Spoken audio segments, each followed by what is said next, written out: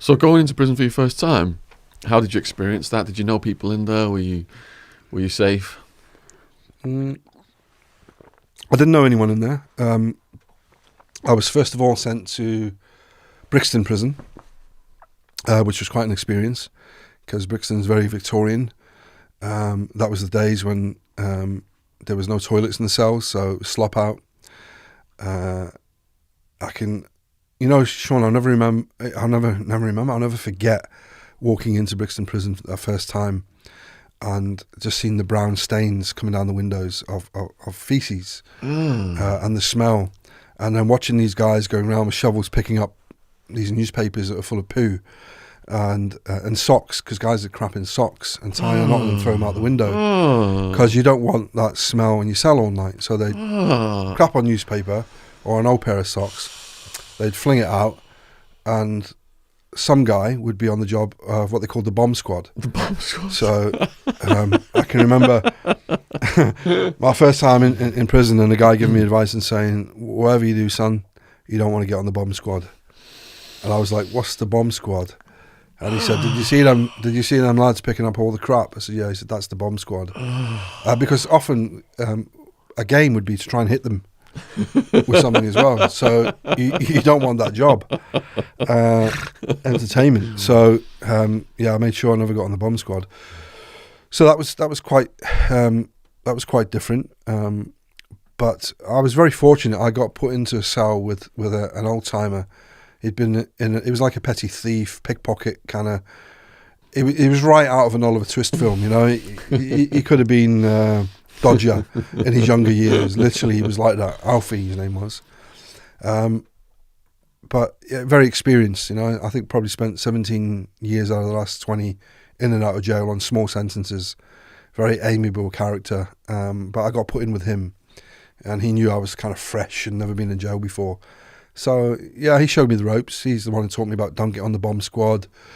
Told me to keep your head down. You'll be all right. Blah blah blah. And he was a real character, but he kind of showed me the ropes and told me who not to get into trouble with. Be careful who you argue with, who you don't.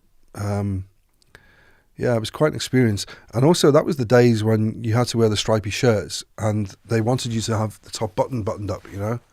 And the screws wore these peak caps right down like sergeant majors, and they'd scream and shout at you. They wouldn't get away with that today.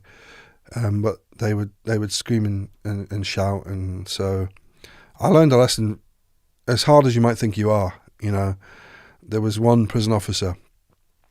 He reminded me of that copper, and he must have been in the army, because he'd like one of the tricks the guys do in the army when they wear those peak caps is they cut the inside of it with a razor blade so the peak comes down even more. So he had one of those hats on where the peak came down like that. Like, it was literally like that. I don't know how he saw out of it. And he was only a little fella, screaming and shouting at me. And I got fed up of doing this top button up. So I ripped the button off. And on one of the slop outs, you know, you go to slop out and you see all the rats jumping down the drains when you went in there. I mean, it was horrible. Cockroaches on the floor and rats in the bogs. But I'm coming back from slopping out. And he's on the stairs and he shouts at me, "Lawson, get that effing top button done up now," you know. And so I answered back to him in a rude way, shall we say, and told him where he could stick his top button. He was on his own at that point, so he didn't do anything. But I went back into the cell, and after bang up, literally, I heard about 12 footsteps like that, you know, and then they stopped outside the cell. And they actually lined up about 4 riot cop screws this side and 4 on that side, and just him there, you know. So they were lined up against the wall, and the key went in the door, and I thought, oh, here we go, you know. And I opened the door, and he said, "Step out, Lawson." So I've stepped out, and I looked to the left and looked to the right, and these guys have got their batons, and he's like, "And what have you got to say for yourself now?" I said, "I'm awfully sorry. I should never have spoken to you like that. I don't know what came over me. I was really stressed, and you know, it's my first time in prison. And look, I haven't got a top button, and you screamed that out. I just didn't know. Right then, he says, don't ever talk to me like that again. I said, I promise you I won't. He said, get back in your cell. And so I went back in, and I thought, I ain't playing that game. You know, I ain't playing that game. So I went back into my cell, and that was that. But it was a valuable lesson at that point. Did any of the prisoners try any funny stuff? Oh man, there was one guy. I got moved to a different prison. I think I was in Pentonville at that point. Now bear in mind, I'm only in for 9 months. You know, I'm getting shipped around from Pentonville to Brixton to Wandsworth, and then I'm going to get sent to an open prison on the Isle of Sheppey in Kent. So I don't want any hassle. I don't certainly want a hassle with the screws. And I remember there was this guy, this black guy who worked on the line, on the food line. So you'd come, I was now on the top floor. So you come down all the way down the stairs, right? And then, come all the way down the stairs, and then you'd pick up your plate, you'd grab some bread, and then you'd go along the line and you get your dollop of mash, your dollop of meat. One guy's job was he had this kind of long palette knife, a little piece of butter. It was a round little patty of butter. His job was to pick it up off the tray, put it on your plate, pick it up, put it on the next plate. That's all he had to do. I'm now going along in the queue, and I get to this part for the butter, and he's talking to his mate about what was on telly last night. I'm standing there and I'm waiting, and he's talking. So I have to stuff it, and I've grabbed the thing and I've put the butter on, and then he's giving me a bit of grief. That's my job, man. Don't you do that? I said, "Oh, shut your mouth, you idiot!" You know. Now he was a lifer, so you got some little naive 9-monther in telling a lifer to shut his mouth, and he's got a reputation. And he's told me, I'll teach you to shut your mouth, whatever. I'll see you in the yard. I'm going to cut you up, man. And I was like, you're going to do it now, you dickhead. You know, and he was fuming. He was fuming mad. And everyone's looking at him. And the thing is, you know, in prison, that if you have a go at somebody, you have to do something about it. Because if you don't, you're going to be the weak one. So, and I'm fresh at this. I'm new at all this, right? So anyway, he's mouthed off that he's going to do me, and that's it. And by the time I get back up to my cell and go in, I'm in with this other guy now, and I tell him what's happened. I said, that tall black guy on the butter. He said, oh man, he's a lifer. He's hot-tempered. What did he say to you? I said, he said he's going to do me in. He's going to cut me up. He's going to kill me, man. He said, okay, your life is now in danger. And I said, what do you mean? He's a lifer. He got nothing to lose. You've disrespected him. Again, this whole disrespect thing in front of people. He's now threatened to do you. If he doesn't do you, it's going to look bad on him. He's going to look weak. So you're going to have to be very careful.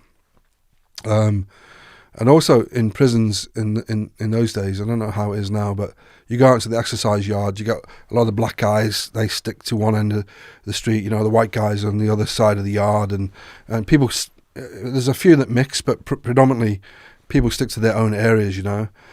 And they had this stupid system in Wandsworth or Pentonville, can't remember, but they had these like circles that went bigger and bigger, and you'd have to just like walk round in circles. And every time I'd walk round past where all the black guys stood, I could see him nudging his mates and going, "That's him there." And I'm thinking, "Oh man, this is getting serious," you know. I'm out of here next week. I don't need this. But fortune was to favour me in an unusual way. One of his other jobs was cleaning the toilet, so he was out of his cell a lot. He would clean out the slop out areas. And there was one particular screw on my landing who was pretty much, if you were okay with him and you got on your buzzer because you needed a crap, he was pretty good at letting you out your cell, unless you were an arse and you had to do it in your potty or your bucket or whatever. So I've got on the buzzer, and he's come to the door. What is it? I said, any chance? My guts are really hurting me. Is there any chance? And what he would do is let you shut the door yourself. So there'd be this one screw, and he'd be maybe looking after 3 or 4 landings, and he'd say, okay, I want to hear that. Give me a shout when you're out. I want to hear the door shut, you know. And you'd shout, that's me, boss. And then he'd hear the slam. So he's let me out, and he's gone back down. And anyway, I've gone into the toilets, and who's in there? It's the butter guy. And he's kneeling down on the floor in the toilet, and he's cleaning. And I thought, I have to do something here. I have to do something, because the guy's going to kill me, you know.